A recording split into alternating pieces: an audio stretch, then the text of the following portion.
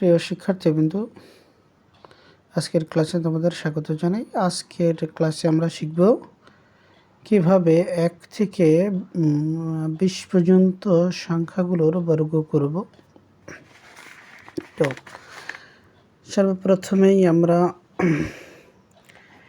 1-এর বর্গ করব। 1-এর বর্গ করলে হয় 1, 2-এর বর্গ করলে হয় 2 গুণে 4, 3-এর বর্গ করলে হয় 3 × 9।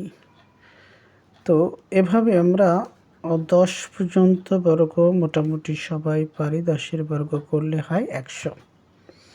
কিন্তু গুরুত্বপূর্ণ বিষয়টা হচ্ছে 11 থেকে 20 পর্যন্ত সংখ্যাগুলোর বর্গ করা। তো প্রথমে আমরা 11-এর বর্গ করব। 11 বর্গ করলে কি হয়, 11-র সাথে কিভাবে বর্গগুলো করব আমরা যদি দেখি খুব সুন্দরভাবে, 11-র সাথে 1 যোগ করলে হয় 12। লাস্টে 1-এর বর্গ করলে হয় 1, অর্থাৎ 121। 12-র বর্গ করলে 12-র সাথে 2 যোগ করলে হয় হচ্ছে 14। 2কে বর্গ করলে হয় 4।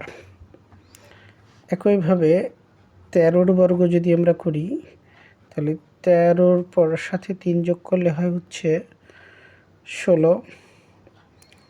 3-এর বর্গ করলে হয় হচ্ছে 9। 14-র বর্গ যদি আমরা করি, 14-র সাথে 4 যোগ করলে হয় 18। এখন একটু মনোযোগ দিয়ে দেখব, 4-এর বর্গ করলে হয় 16, তাহলে সংখ্যাটি হবে 6, 9, 1। এবার যদি আমরা 15-র বর্গ করি, তাহলে 15-র সাথে 5 যোগ করলে হয় 20। 5-এর বর্গ করলে হয় হচ্ছে 25, তার মানে 5, 2, 2। এখন আমরা 16-র বর্গ করব। 16কে বর্গ করলে 16-র সাথে 6 যোগ করলে হয় 22। 6কে বর্গ করলে হয় হচ্ছে 36, তার মানে 256 হয়ে গেল। 17-এর বর্গ করব। 17-এর সাথে 7 যোগ করলে হয় 24। 7-এর বর্গ করলে হয় 49। 9, 8, 2। 18-এর বর্গ করলে 18-এর সাথে 8 যোগ করলে হয় 26। 8-এর বর্গ হয় 64।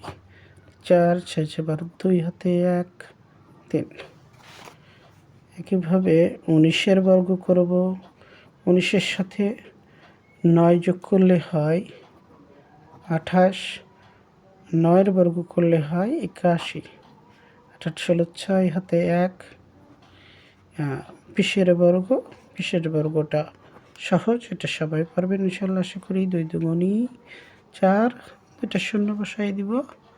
তাহলে আজকের ভিডিওতে আমরা দেখলাম 1 থেকে 20 পর্যন্ত সংখ্যাগুলোর বর্গ।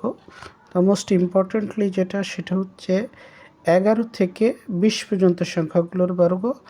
আজকে পর্যন্তই, পরবর্তী ক্লাসে আবার দেখা হবে ইনশাল্লাহ। আল্লাহ হাফেজ, সবাই ভালো থেকো।